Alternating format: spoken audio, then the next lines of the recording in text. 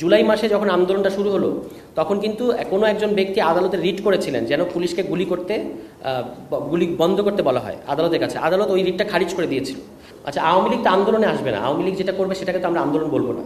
আর গণতান্ত্রিক রাষ্ট্রে আন্দোলনের তো একটা সংজ্ঞা আছে যে আপনি বিভিন্ন দাবি দেওয়া, আমরা বলতে চাইছি বিভিন্ন যে দাবি দেওয়া যে কেন্দ্রিক যে আন্দোলন, একটা গণতান্ত্রিক রাষ্ট্রে আপনি বেতনের জন্য আন্দোলনে নামছেন, আপনি কোটার বিরুদ্ধে আন্দোলনে নামছেন, কিংবা অন্যান্য যে কোনো ইস্যু, একটা কোনো কালাকানুন বাতিলের আন্দোলনে নামছেন, এগুলোকে আমরা আন্দোলন মনে করি। আওয়ামী লীগ এখন পরিষ্কারভাবে একটা দেশবিরোধী শক্তি এবং ভারতের এজেন্ট। তারা যদি আন্দোলনে নামে সেটাকে আমরা আন্দোলন বলবো না, তারা একটা দেশকে অস্থিতিশীল করার জন্য নামবে। তখন সেই ক্ষেত্রে পুলিশ প্রপোর্শনের যে বল প্রয়োগের যে অধিকার পুলিশে আছে সেটা সবসময় থাকবে। কিন্তু ওই শহীদের মার কথাটা খুব পরিষ্কার, এটা আমি আশা করি যে বোঝা যাচ্ছে যে কোনো লেজিটিমেট আন্দোলনে নামলে পুলিশ কখনো গুলি করতে পারবে না, এবং বল প্রয়োগ করারও একটা ধারণা আছে আপনি কখন গুলি করতে পারেন এবং কোথায়, শরীরের কোন অংশে গুলি করতে পারেন, এগুলো তো আন্তর্জাতিক স্ট্যান্ডার্ড আছে। কিন্তু আমাদের এখানে তো সেই স্ট্যান্ডার্ডগুলো মানা হয় নাই।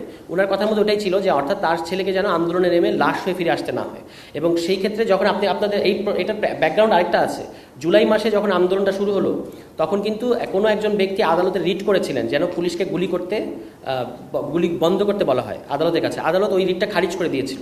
তার মানে হচ্ছে এখানে আদালত নির্বাহী আদেশের বাইরে আসতে পারেন না সাধারণত রাজনৈতিক কারণে। তা এইখান থেকে যখন কিনা আপনার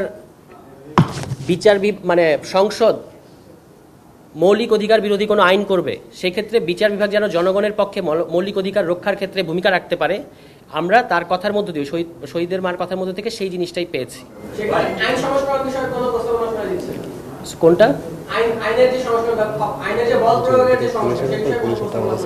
ওইটা হচ্ছে পুলিশের ব্যাপার, পুলিশের সংস্কার। আমরা তো বললাম যে আমরা এটা তাদের কাছে জানতে চাইবো যে পুলিশ সংস্কারের মতো একটা সবচেয়ে গুরুত্বপূর্ণ সংস্কার এই মুহূর্তে। এবং আমরা কিন্তু বলেছি যে এই যে যতগুলো সংস্কার হচ্ছে তার মধ্যে 1 নম্বর প্রায়োরিটি দিয়ে সরকারের উচিত ছিল পুলিশ সংস্কারটা করা, কারণ আপনারা দেখতে পাচ্ছেন পুলিশের কি অবস্থা। তো পুলিশ সংস্কার কমিশনের রিপোর্টটা তো আমরা পাই নাই, এবং পুলিশ নাকি মনে করেছেন যে এটা তারাই আলোচনা করে নিতে পারবেন। এই সব বিষয়ে আমরা জানতে চাইবো কমিশনের কাছে, এবং ওইটা তাদের ইয়েটা দেখার আগ পর্যন্ত আমরা এই বিষয়তে কিছু বলতে পারছি না।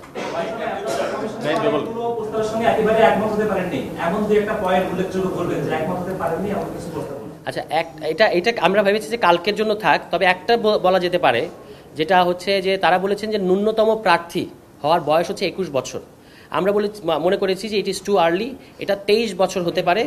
এবং সেক্ষেত্রে ভোট দেওয়ার বয়স সেটা আমরা মনে করেছি যে 16 বছর বয়স থেকে হতে পারে। এটার কারণ হচ্ছে এবারের আন্দোলনে, এটা আমরা আগামীকাল খুব জোর দিয়ে বলবো যে এবারের গণ অভ্যুত্থানে মূলত আপনারা বা সারা বিশ্বে এটাকে জেনজির অভ্যুত্থান হিসেবে বলা হচ্ছে।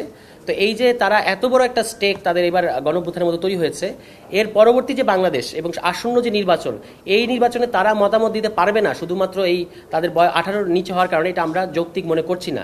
এই জন্য আমরা মনে করছি যে তাদের বয়স 16 বছর বয়স থেকে, এবং পৃথিবীর অনেকগুলো জায়গা আছে, লাতিন আমেরিকা, ইভেন অস্ট্রিয়াতেও এই বিধানটা আছে যে 16 বছর বয়স থেকে ভোটের বিধান বাংলাদেশে করার জন্য এটা আমরা প্রস্তাব করব কালকে।